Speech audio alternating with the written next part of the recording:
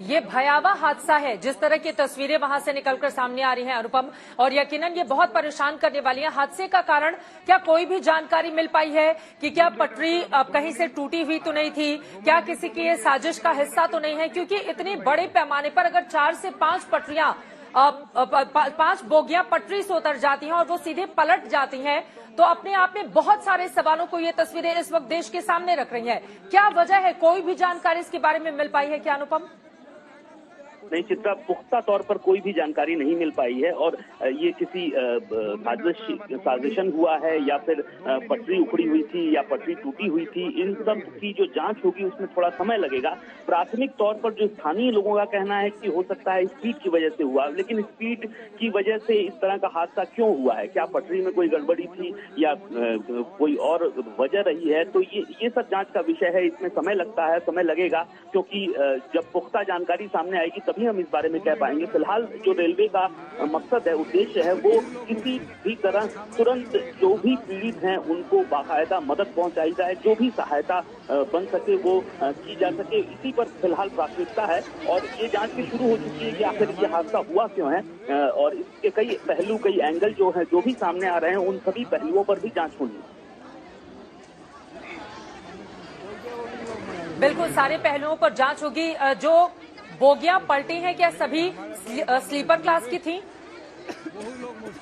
इसकी भी अभी पुख्ता जानकारी नहीं मिल पाई है। एसी और स्लीपर में कितनी एसी थी, कितनी स्लीपर थी, क्योंकि कुछ हिस्से जो हैं वो पीछे की ओर के पलटे हैं, कुछ हिस्से उसके बाद के पलटे हैं, तो वो थोड़ी देर में भी इंफॉर्मेशन मिल जाएगी कि इसमें एसी कितने थे या स्लीपर कितने थे। चित्रा,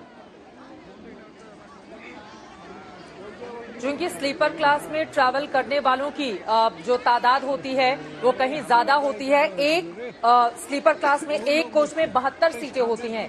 ऐसे में अगर 5 होंगी तो 300, 350 का आंकड़ा क्रॉस कर जाता है यात्रियों का। जिस तरह से बोगियों के पलटने की तस्वीरें, ये 2 अलग अलग तस्वीरें आपको हम दिखा रहे हैं। पटना से गुवाहाटी जा रही थी ये ट्रेन और अचानक से हादसे का शिकार हो गई। यकीनन 350 से ज्यादा यात्री अलग अलग, खासतौर से उन बोगियों में जो हादसे का शिकार हुई हैं उनमें उनकी मौजूदगी रही होगी। अगर हम एक कोच के हिसाब से यात्रियों की संख्या का अनुमान करें, क्योंकि एक स्लीपर क्लास में 72 कुल यात्री सवार होते हैं और 5 बोगियां पलट गई हैं। हादसे की वजह क्या है ये साफ नहीं हो पाया है, लेकिन आप देख पा रहे हैं जिस तरह की तस्वीरें सामने आई हैं, यकीनन उससे चिंता बढ़ा दी है। कई सवाल उठ रहे हैं। पहला सवाल ये कि हादसा कैसे हुआ, कौन है इसके लिए जिम्मेदार, क्या किसी की साजिश थी या फिर पटरी को किसी तरह का डैमेज पहुंचा था, इसलिए क्या तेज रफ्तार ट्रेन जा रही थी। बहुत सारे ऐसे सवाल हैं जिनका जवाब मिलना अभी बाकी है। और वहीं आप यकीनन जिनके परिजन इन ट्रेनों में सवार होकर अपने गंतव्य पर जाने की कोशिश कर रहे होंगे, उन लोगों के लिए इस वक्त का ये जो समय है उसको काट पाना काफी मुश्किल होगा, क्योंकि उनको ज्यादा से ज्यादा जानकारी अपने लोगों के बारे में जाननी होगी कि वो सकुशल हैं या फिर नहीं है, वो किस अस्पताल में ले जाए गए हैं, आगे उनको अगर सेफ ट्रैवल करवाने के लिए सरकार की ओर से क्या किए जा रहे हैं। अनुपम, ये तमाम सवाल हैं जो अभी खड़े हो रहे हैं, इसका जवाब कब तक मिलेगा? क्योंकि बड़ी तादाद में इन तस्वीरों में हम देख पा रहे हैं इस ट्रेन में सवार जो यात्री थे वो वहीं पर खड़े हुए हैं। बहुत सारे लोग अपने बच्चों के साथ परेशान हो रहे होंगे, कड़ाके की ठंड पड़ रही है और लोग बाहर खुले आसमान के नीचे कब तक यूं ही खड़े रहेंगे?